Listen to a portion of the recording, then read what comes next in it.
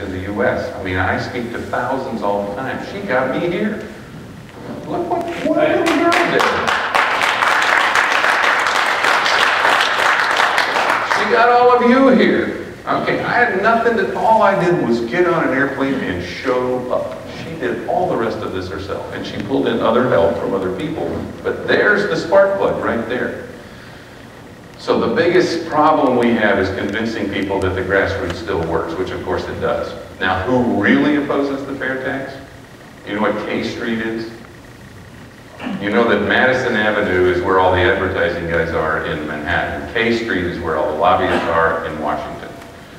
I just told you, 50% of all the money they make comes from the IRS code. They hate the fair tax. And a lot of the congressmen who are in their pockets hate the fair tax.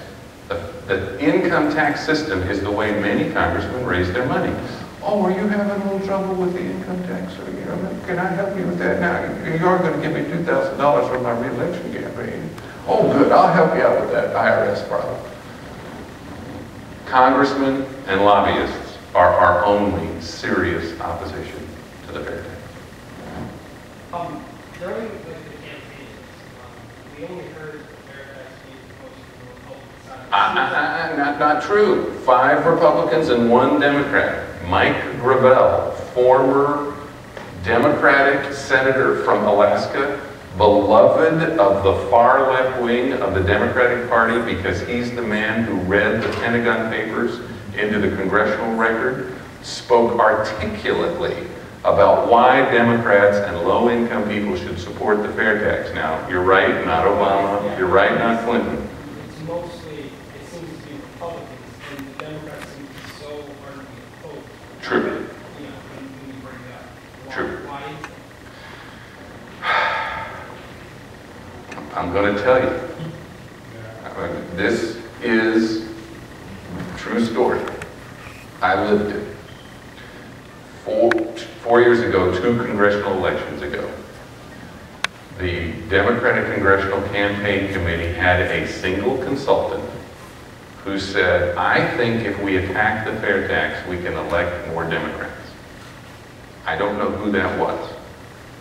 But I know that Nancy Pelosi, Robert Matsui, and Charlie Rangel, who were the head of the DCCC, the Democratic Congressional Campaign Committee, believed this campaign consultant. They raised $20 million, and they went after 55 Republican races, distorting the fair tax in every single one of them,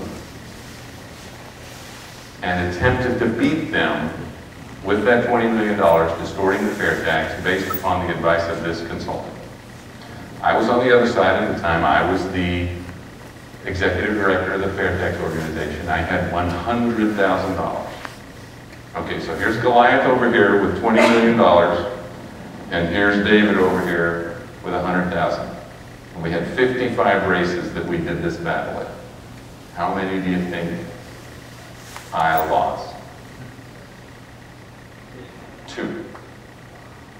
And the only ones I lost, there was a guy named Max Burns who had won a black district in Georgia in a fluke 2 years before. And they got organized in those 2 years and they beat it. But it had nothing to do with the fair tax. The other one was Phil Crane in Illinois, who lost for another reason entirely. It had nothing to do with the fair tax. So, Nancy Pelosi, Robert Matsui, Charlie Rangel, this campaign consultant who misled them, $20 million, little Tommy and his fair tax volunteers, and $100,000, we won 53 races. This angered Nancy Pelosi very much.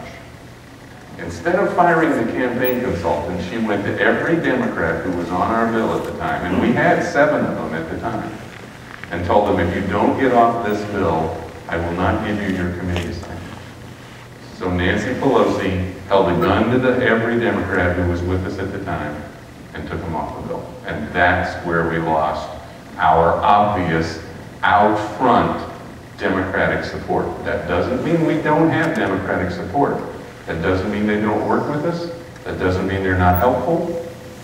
That doesn't mean Mike Gravel wasn't out articulately talking about on the presidential trail why the Democratic Party should adopt the fair tax.